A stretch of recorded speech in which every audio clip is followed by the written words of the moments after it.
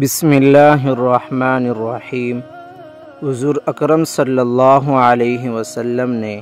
ایک مرتبہ جبرائیل علیہ السلام سے پوچھا، اے جبرائیل، کبھی تجھے آسمان سے مشقت کے ساتھ بڑی جلدی اور فوراً بھی زمین پر اترنا پڑا ہے؟ حضرت جبرائیل علیہ السلام نے جواب دیا، ہاں یا رسول اللہ صلی اللہ علیہ وسلم، 4 مرتبہ ایسا ہوا کہ مجھے فی الفور بڑی جلدی کے ساتھ زمین پر اترنا پڑا۔ حضور اکرم صلی اللہ علیہ وسلم نے فرمایا، وہ 4 مرتبہ کس کس موقع پر؟ جبرائیل علیہ السلام نے عرض کیا، ایک تو جب حضرت ابراہیم علیہ السلام کو آگ میں ڈالا گیا تو میں اس وقت عرش الہی کے نیچے تھا، مجھے حکم الہی ہوا پہلے فوراً میرے خلیل کے پاس پہنچو، چنانچہ میں بڑی جلدی کے ساتھ فوراً ہی حضرت ابراہیم علیہ السلام کے پاس پہنچا۔ دوسری بار جب حضرت اسماعیل علیہ السلام کے گردن اطہر پر چھری رکھ دی گئی تو مجھے حکم ہوا کہ چھری کے چلنے سے پہلے ہی زمین پر پہنچو اور چھری کو الٹا دو، چنانچہ میں چھری کے چلنے سے پہلے ہی زمین پر پہنچ گیا اور چھری کو چلنے نہ دیا۔ تیسری مرتبہ جب حضرت یوسف علیہ السلام کو بھائیوں نے کنویں میں گرایا تو مجھے حکم ہوا کہ میں یوسف علیہ السلام کے کنویں کے تہہ تک پہنچنے سے پہلے زمین پر پہنچوں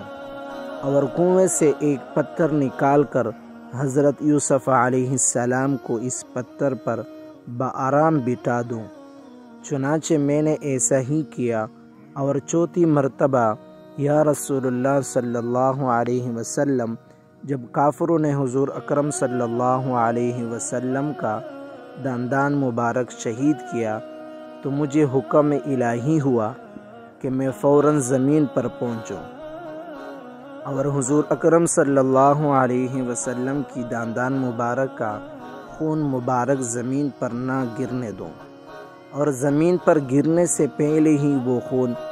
مبارک اپنے ہاتھ میں لے لوں۔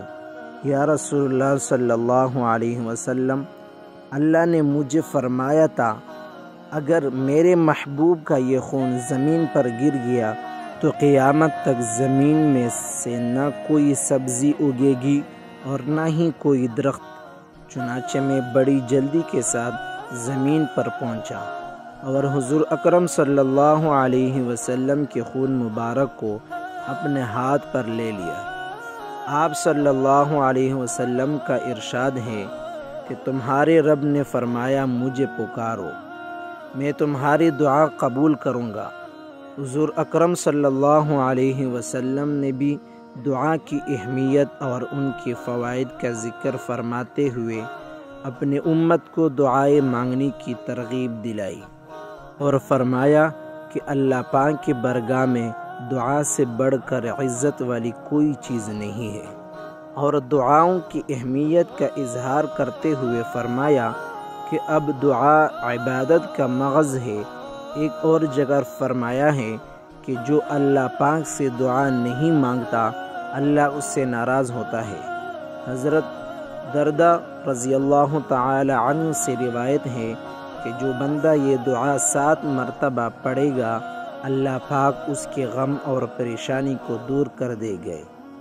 وہ دعا یہ ہے، حسبی اللہ لا الہ الا هو علیہ توکلت وہو رب العرش العظیم،